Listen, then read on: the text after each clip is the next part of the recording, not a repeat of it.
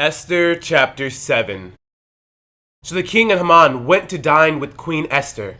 And on the second day at the banquet of wine, the king again said to Esther, "What is your petition, Queen Esther? It shall be granted you. And what is your request? Up to half the kingdom. It shall be done." Then Queen Esther answered and said, "If I have found favor in your sight, O king, and if it pleases the king, let my life be given me at my petition, and my people at my request. For we have been sold, my people and I, to be destroyed, to be killed, and to be annihilated. Had we been sold as male and female slaves, I would have held my tongue, although the enemy could never compensate for the king's loss." So King Ahasuerus answered and said to the Queen Esther, "Who is he, and where is he, who would dare presume in his heart to do such a thing?" And Esther said, "The adversary and enemy is this wicked Haman." So Haman was terrified before the king and queen. Then the king arose in his wrath from the banquet of wine and went into the palace garden. But Haman stood before Queen Esther, pleading for his life, for he saw that evil was determined against him by the king. When the king returned from the palace garden to the place of the banquet of wine, Haman had fallen across the couch where Esther was. Then the king said, "Will he also assault the queen while I am in the house?" As the word left the king's mouth, they covered Haman's face. Now Harbonah, one of the eunuchs, said to the king, "Look, the gallows, 50 cubits high, which Haman made for Mordecai, who spoke good on the king's behalf, is standing at the house of Haman." Then the king said, "Hang him on it." So they hanged Haman on the gallows that he prepared for Mordecai. Then the king's wrath subsided. Esther chapter 8. On that day, King Ahasuerus gave Queen Esther the house of Haman, the enemy of the Jews, and Mordecai came before the king, for Esther had told how he was related to her. So the king took off his signet ring, which he had taken from Haman, and gave it to Mordecai.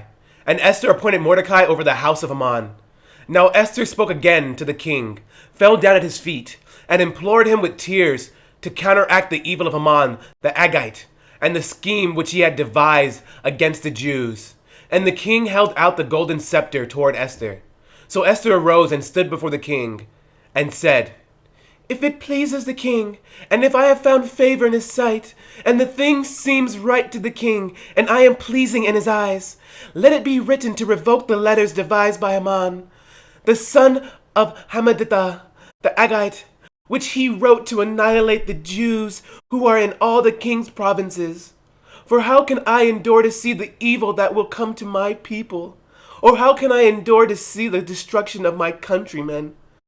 Then King Ahasuerus said to Queen Esther and Mordecai the Jew, "Indeed, I have given Esther the house of Haman, and they have hanged him on the gallows because he tried to lay his hands on the Jews. You yourselves write a decree concerning the Jews, as you please, in the king's name, and seal it with the king's signet ring.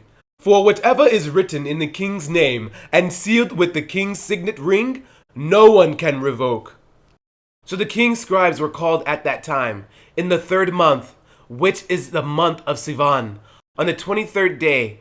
And it was written, according to all that Mordecai commanded, to the Jews, the satraps, the governors, and the princes of the provinces from India to Ethiopia, 127 provinces in all, to every province in its own script, to every people in their own language, and to the Jews in their own script and language.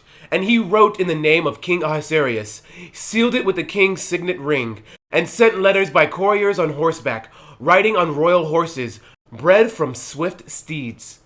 By these letters the king permitted the Jews who were in every city to gather together and protect their lives, to destroy, kill, and annihilate all the forces of any people or province that would assault them, both little children and women, and to plunder their possessions, on one day in all the provinces of King Ahasuerus, on the 13th day of the 12th month, which is the month of Adar.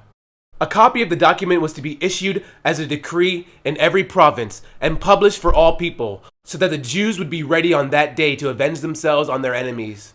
The couriers who rode on royal horses went out, hastened and pressed on by the king's command.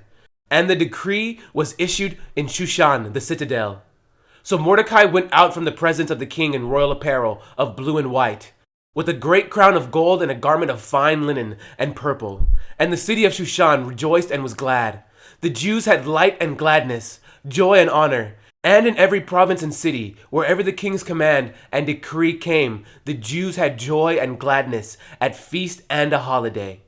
Then many of the people of the land became Jews, because fear of the Jews fell upon them.